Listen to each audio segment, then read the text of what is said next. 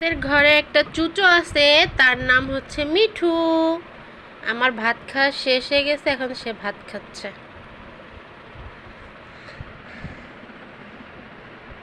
নাও মিঠু। তার গালে তুলে ভাত খাওয়াতে হয়।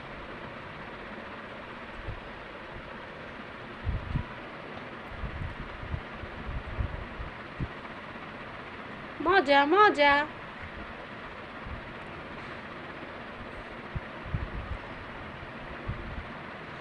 একটা একটা করে মিঠু ভাত খায়, একটা একটা করে।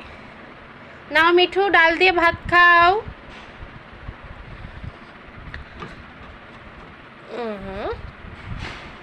নাও মিঠু, নাও।